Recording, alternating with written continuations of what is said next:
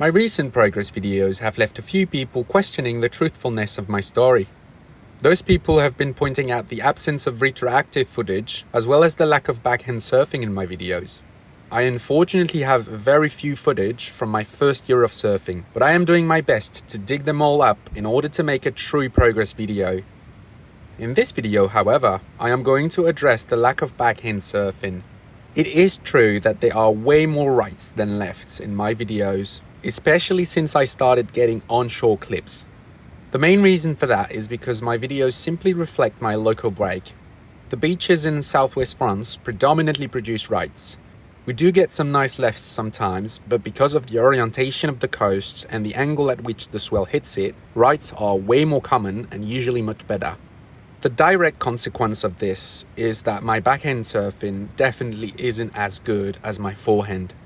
In this video, I'm going to make myself vulnerable and finally show you what I look like on my backhand.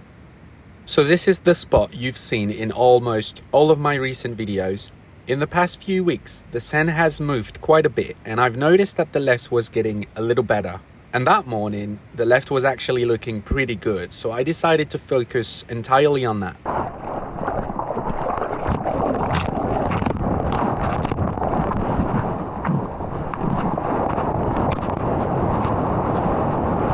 I was too deep on my first wave. It was my first time giving the left a proper go, so I had to find my landmarks and figure out where to position.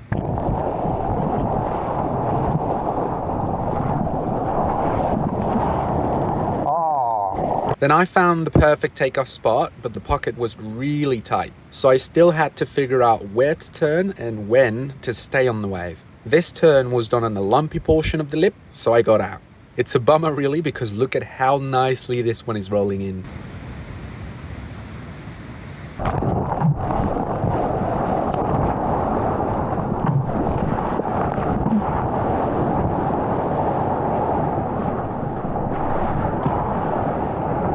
Next wave, I bog my rail on the bottom turn and end up with no speed at the top.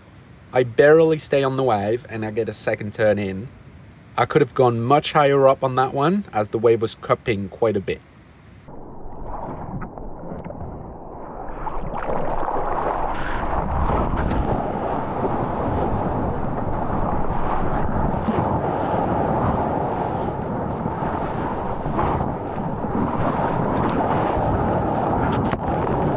Once again, I get stuck at the top on my first turn.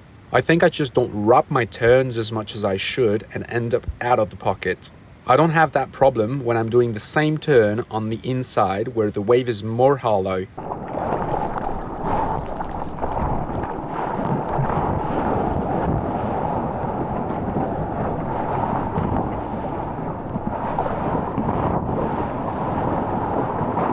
Here you can clearly see what I'm doing wrong. I always keep my board at an angle and never really go vertical.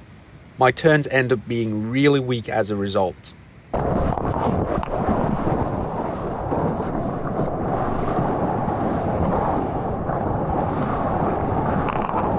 Here my first turn is too far out of the pocket, but my second turn is spot on. I finally try a cutback, which is what I should have done way earlier. Too bad I missed the rebound because there was a nice inside section to hit.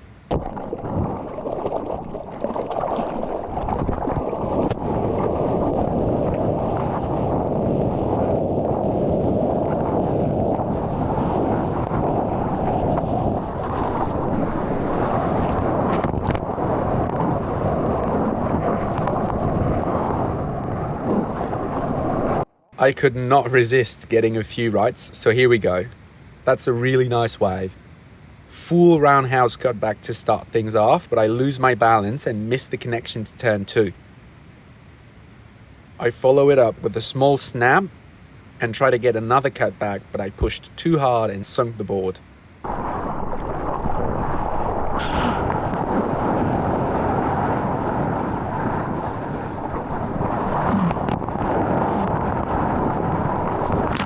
Another nice right. That first turn was beautiful and is the best turn of my session. This is exactly what I'm not doing on my backhand. I need to learn to really wrap my top turns on the lefts. Otherwise, I'm always going to get stuck at the top of the wave.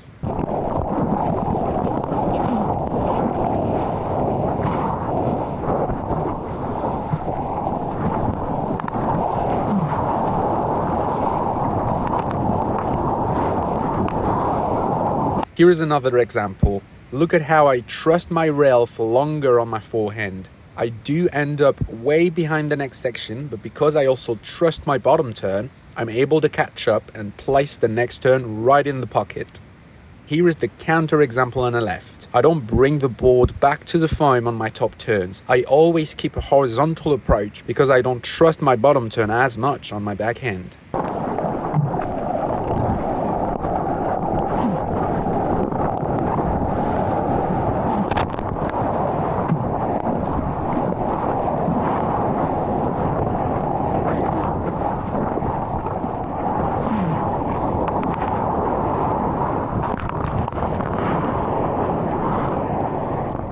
I mean, just look at how far behind the section I am on this wave, and I'm still able to reconnect. I even wrap the top turn back to the foam. I'm actually surfing the wave instead of racing it. On my backhand, however, I am still rushing down the line because I am not as confident in my surfing, and that's the result of a lack of practice.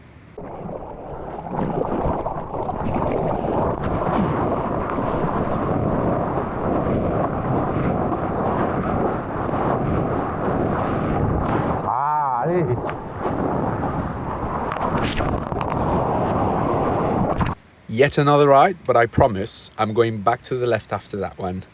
This wave did not give me much to work with. I'm trying to find a steep section and only find it on the inside closeout. It was so mellow that I decided to refocus on the left. You know the drill, I'm showing you every single wave, so here is a failed pop-up. I got frustrated because the wave looked pretty good, but let's take a moment to appreciate the bomb that's rolling in next. That's probably one of the best lefts from that morning. Absolutely beautiful.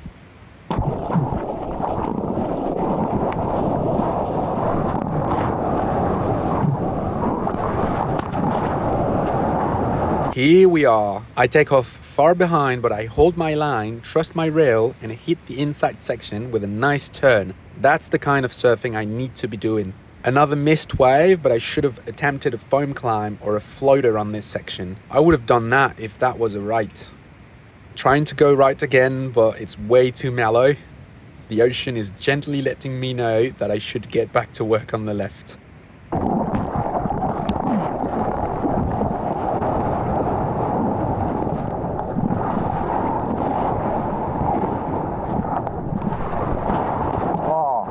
That first turn was nice, but I could have put way more force into it.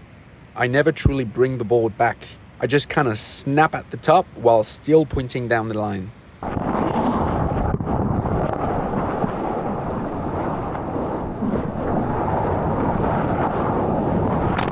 Here is a much better turn on a much worse wave. I really go down and up vertically into the pocket. I end up carrying way more speed through the turn.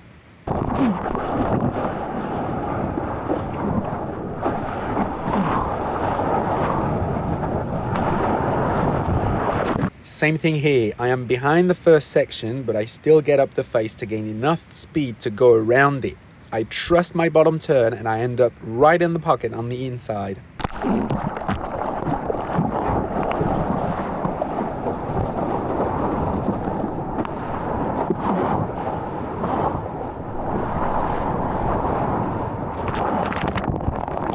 This wave had roundhouse cutback written all over it, but I'm still trying to rush down the line while trying to fit some turns in there. I think I could have gotten much more out of this one. There was a big lull after this wave, and I was having a hard time catching waves. The next sets were all a bit off, with waves not really hitting the bank right. I'm showing it all to you because that's part of the process. I tend to get pretty frustrated with waves like these, and when I do, I always remind myself of this. Every missed wave is an opportunity to learn more about how the spot works.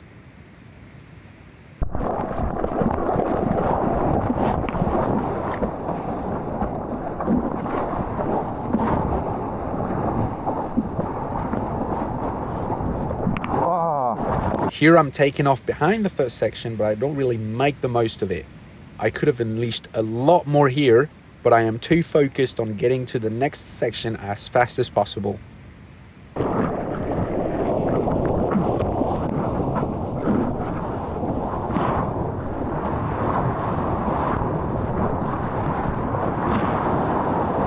Same thing here again. My first turn is perfectly placed, but I do it like halfway up the face and don't put much into it. I negotiate the rest of the wave pretty well and get a nice wrap on the inside section. This wave is another example of the lack of confidence in my backhand.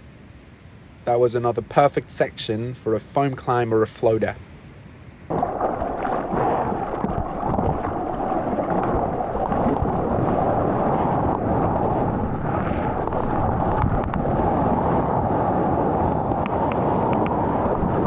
Let's finish it off with a right and a banger of a turn. Fully laid into that one. That's the kind of confidence I need to build up going the other way. So this video is a perfect example of how important confidence is in surfing. Fundamentally speaking, there isn't much difference between my backhand and forehand. The turns are all the same anyways. A backhand bottom turn is a forehand carve. A backhand snap is just the rebound of a forehand roundhouse. A backhand cutback is just a forehand bottom turn. The main difference is that you're turning your back to the wave, and that triggers a natural fear response in most people. There isn't much you can do about it, apart from gaining experience and teaching your brain that facing the wave and turning your back to it is the same thing. I hope this video has been helpful to you. I really enjoy making this type of content. It suits my approach to surfing really well, so please let me know if you liked it and I will be happy to make more of it. Thank you so much for watching, guys, and I'll see you in the next one.